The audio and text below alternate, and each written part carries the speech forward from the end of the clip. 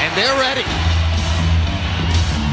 And Roy Jones, those knockouts come from every angle and from all kinds of punches, but opponents seem to agree if there's any one thing you want to avoid, it is the left hook. Yes, the left hook, but I think it's the left hand, period. I see him laying hooks on the top of the head, hooks to the body, uppercuts, hooks from unorthodox angles. Any hook he hits you with seems to cause traumatic damage right away. He also seems to be able to improvise knockouts on the fly, Max. Yeah, he hits guys from angles you're not used to seeing. Seems to make them up as he goes. But I'll tell you what about the right hand, Jim. Daniel Geale and Martin Murray and others might tell you that that right hand is no cupcake either, head or body. Just in front of him, trainer Abel Sanchez. The story now well known. 6 years ago, Sanchez got a cell phone call from managers from Eastern Europe whom he didn't know, and they said, "Can we bring our fighter to meet you?" He had no idea who the fighter was. He had a meeting with Golovkin, spoke to him, said, okay, the guy's serious, that's interesting. That night, he went on the web and discovered, 350 amateur fights, 345 wins, Olympic silver medal. This is very interesting. And since that time, they've developed one of the most noteworthy marriages of trainer and fighter in the sport. And it's a good marriage, partially, Roy, because Abel Sanchez is an aggressive, knockout-loving trainer. Yeah, he's that kind of trainer. He's very suitable for a guy like Gennady because Gennady is a seek and destroy type fighter. And this is good for Abel because, to me, this is the best guy that he can produce or he can work with. And Chocolatito Gonzalez is talking about going to train with Golovkin before his next fight because he realizes that people who go up to Big Bear to be in that environment are forced to do their best. And maybe the best advertisement for what Abel's done with Triple G are the fights Triple G hasn't been able to land yet. A fighter like Triple G, you have to think of him almost like a great cornerback in football, a Deion Sanders. It's not so much the interceptions, it's the fact that no one wants to throw to that side of the field. No one wants to throw to Triple G's side of the field. Maybe they should focus on the idea that the way to get the kind of love that he's getting walking into this ring would be to beat him. As long as nobody wants to take the bait and beat him, this kind of love seems as though it will continue to grow. He built up the anticipation, and so far, at least 21 straight times, he's delivered the ending that people want to see. Canelo Alvarez owns the lineal middleweight champion. Gennady Golovkin is the consensus middleweight champion because fans know what they see. He's the best 160-pound fighter in the world.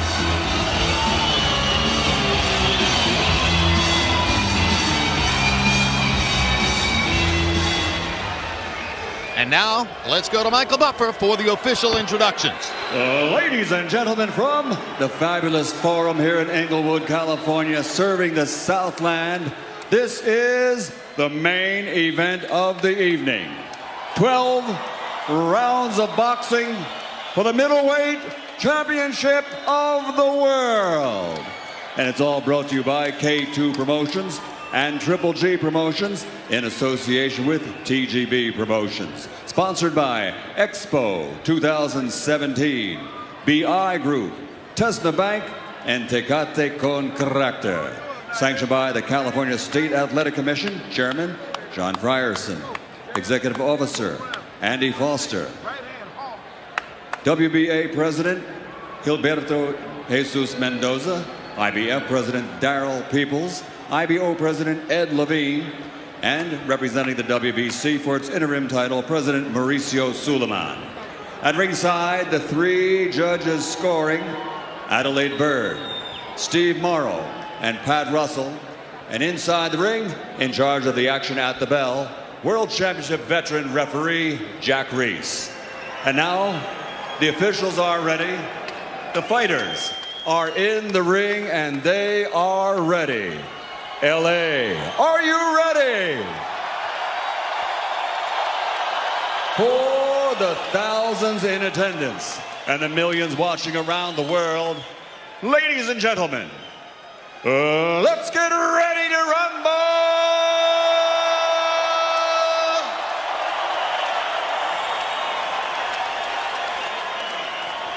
Introducing first, fighting out of the blue corner, with his trainer, Jay Stencil, wearing green with black and silver. Official weight, 159 1/2 pounds. A perfect professional record consisting of 18 fights, 18 victories, including 12 wins by knockout, and 7 of his last 11 victories by KO. Fighting out of Washington, D.C., here is the undefeated challenger, Dominic.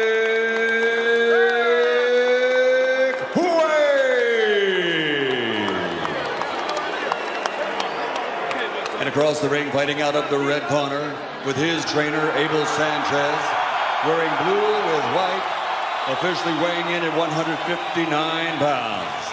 As a professional, 34 fights, 34 victories, including 31 knockouts, 21 consecutive knockouts, 16 straight KOs and world title fights from Karaganda, Kazakhstan, the reigning, defending, universally recognized 160-pound, undisputed, undefeated middleweight champion of the world, Dame Gospoda, Gennady, Gennadyovich, Golovkin, Triple G.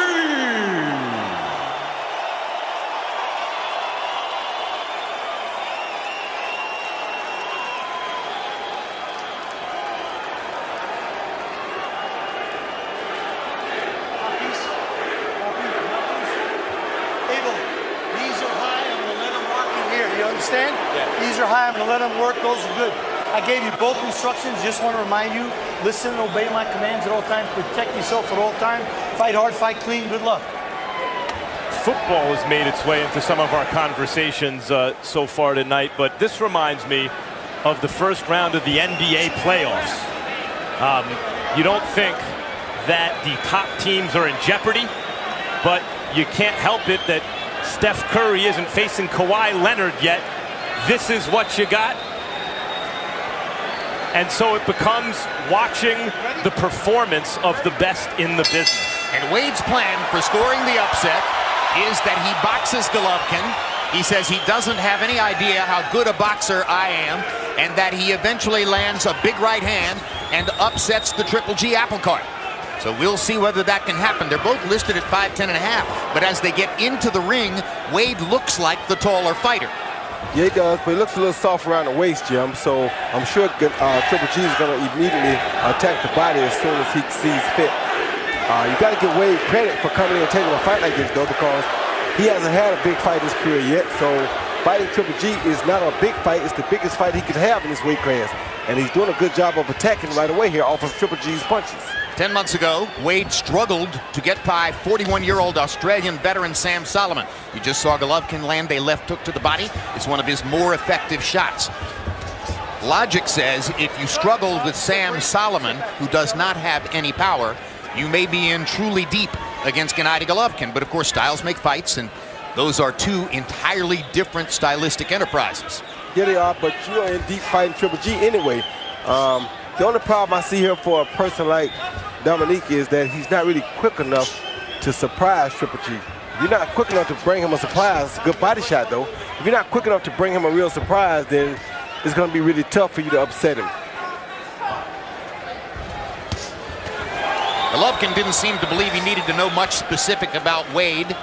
Acknowledged that he only looked at a few minutes of tape. Relies on Abel Sanchez to provide whatever scouting report he thinks is necessary going into the fight. Golovkin says that the jab fest against David Lemieux in his last fight, when he threw nearly 50 jabs in round one and instantly made it a tactical fight rather than the war a lot of people expected, he says that was a decision that was made on the fly. It was not something they planned in advance. He just walked in round one, started landing jabs, and thought, I'll stick with this. Yeah, good fighters come in and see what worked in that first round, Jim, and whatever works is what they take. I mean, if you're smart, you take what the opponent gives you. Dominic Wade's a nice young fighter in his prime, undefeated.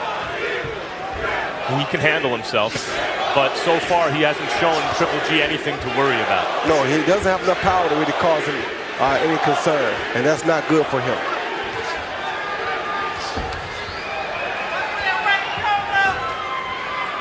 2.5 minutes in. Golovkin dominating contact, landing, as you can see, 3 times as many punches as Wade by CompuBox count in the round. Hasn't landed anything really dramatically big.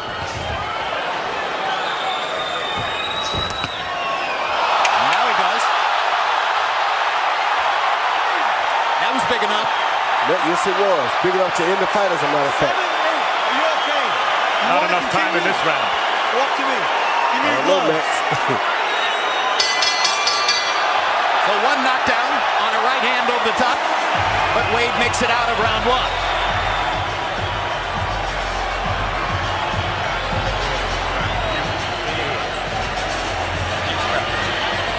Hey, listen, you got to don't stay in front of. Jab him and keep turning. Jab and keep turning. Don't stay in front of. All right? Beautiful work, though. And Don, slam the right hand down the middle. No reaching. You good? You learn another sip? It's pretty loud in here. So when you talk to me, talk pretty loud, okay? It's loud. All right, now. Stay on that jab. Double jab. And He can see Triple G in close, but Dominic is trying to hold him, and this is why he tried to hold him, because he didn't want to catch his overhand right to the back of the head. That shot causes all types of damage. You can't really see it coming. Hits your neck in a very unorthodox way that causes you to just lose equilibrium, and down he goes. That's the 2nd time in Wade's career that he's been down. Both knockdowns occurred in the 1st round. We'll see if he can get his bearings. Last time it happened, he got his bearings and came back and won the fight. Shot behind the ear like that is a quasi-rabbit punch, but the way Dominic Wade was turning away, he's presenting that as the target. Golovkin seemed to hurt him with another right hand, but this time Wade stayed up. Yeah, he hurt him again with that same right hand, Jim. And now he knows it's just a matter of time before he catches him and finishes it.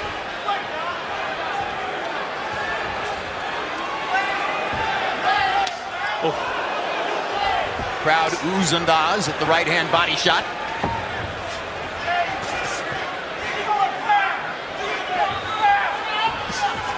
Good body shot by Triple G. His body shots are sturdy.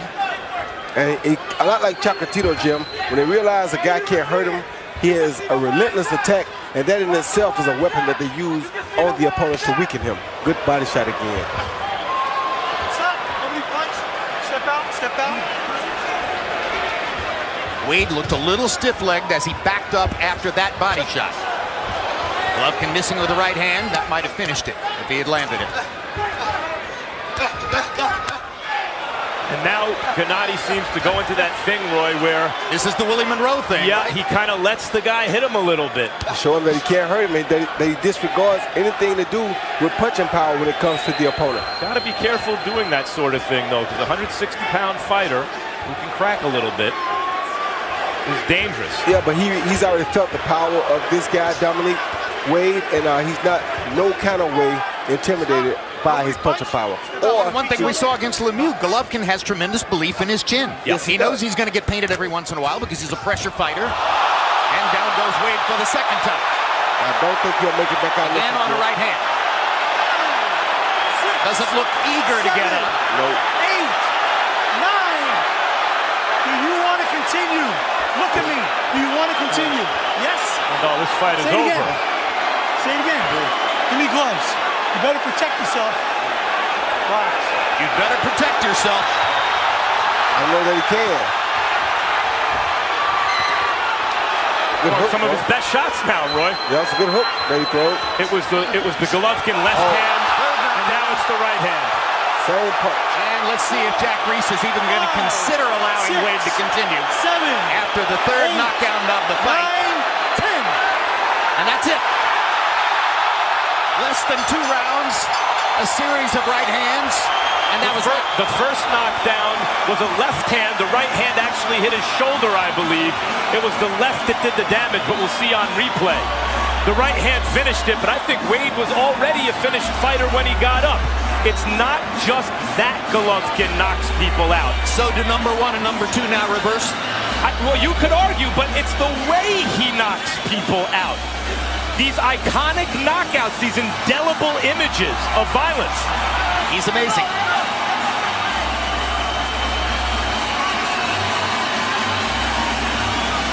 And it's hard to figure out exactly how much credit you give Golovkin for something that was such an obvious mismatch. Yeah, it's hard to give him a whole lot of credit for that. But, Jim, it's like, I love seeing fights, but I want to see competitive fights as well.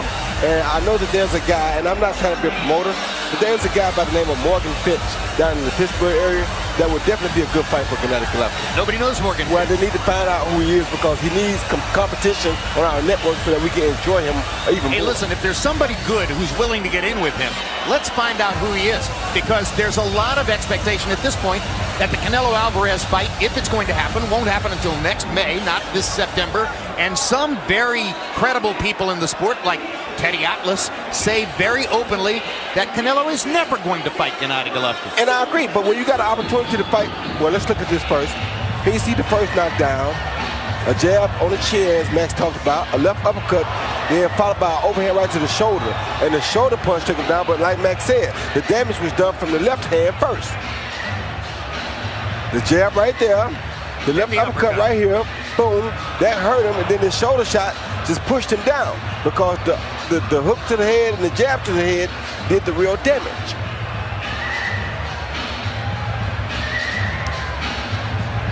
That was the first knockdown of that round and the second knockdown in the fight. Yeah, the third knockdown, which was the second knockdown this round, I think, came from the right hand, which had been the problem all night long.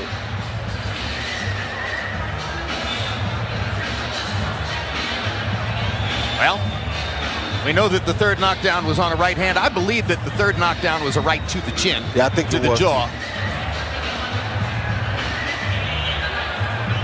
And I'm in agreement that Canelo wouldn't want to fight him because why would he fight a bigger man when he could fight somebody like Pacquiao, who Roach talked about him fighting, who's a smaller man and make way more money for the less riskier fight.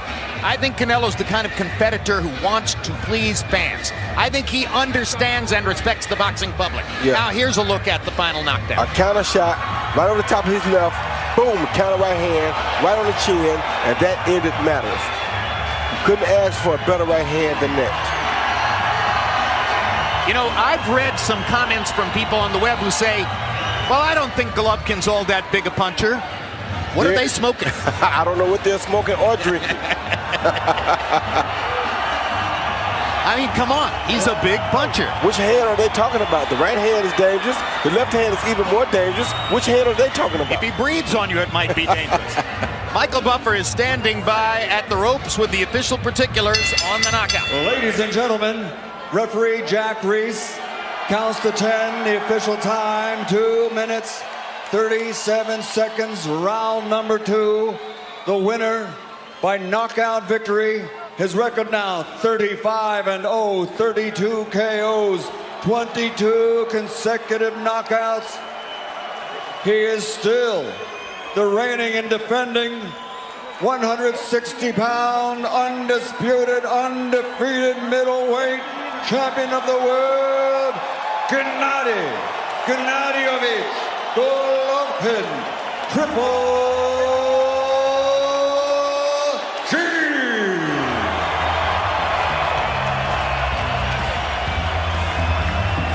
Final copy of box numbers. Golovkin lands 32 punches more, throws 58 punches more, lands at a 41% connect percentage. Power shot category, he lands 48% of his power punches, landing 16 more than did Wade. And, you know, Wade put up a fight. He tried. He threw punches. He didn't just hide in there. But it was obvious early on that he didn't have any kind of power to keep Golovkin off of him. So Gennady simply walked forward, took whatever it was that Wade threw, and waited to land his own shots. Yes, he did. And that's how strong Gennady is. He's that type of a fighter that immediately once he realizes that you can't really hurt him, he's on you. And there's nothing you can do to get him off. He does 2,100 crunches per day in training. You're not going to hurt him to the body. Nope, not at all. That's an iron wall. Max Kellerman stands by with Triple G. Congratulations, Gennady. That's 22 knockouts in a row. How do you evaluate what you just did? Max, can you please give me a chance? Just first of all, muchas gracias, my fans from California. Thank you very much. Thank you very much, my friend. Thank you. And Kazakhstan, of course. Rahmet sizga. You know, I feel it's great, Max. You know, thanks my team. Thanks my people. You know, this big gift, big present for my fans. Top 5 middleweights don't seem to give you much competition. Top 10 middleweights seem to offer almost no resistance at all. What do you do next if you can't get Canelo Alvarez right away? I'm still champion. Just, of course, I need big name or big fight. Today, not easy work, just present my fans. You know, I'm ready, I'm staying here. Just, I'm ready to fight anybody. I noticed you did in the second round today what you seemed to do against other fighters in the past when you were having your way with them. You kind of drop your hands and take some punches in the face. Do you do that intentionally, and why? Yeah, this is not special. This is, you know, I feel after first round, it's nothing. It's very close fight. Just maybe, it's my play. This is my game. You're playing a game. Is that to give the fans a show? Of course, everybody come and just watch my fight. Is that to make other fighters brave to think they can hit you so they will fight you? You know, Max, today I give chance, maybe 1% chance for next fighter. Just, this is possible, just I'm stay here. Do you have anything you want to say to Canelo Alvarez, who has a fight with Amir Khan coming up in a couple of weeks? It doesn't matter who wins, just give me my belt. Hey, I need my belt. I'm ready, guys. Thank you, Gennady. We'll see you again real soon.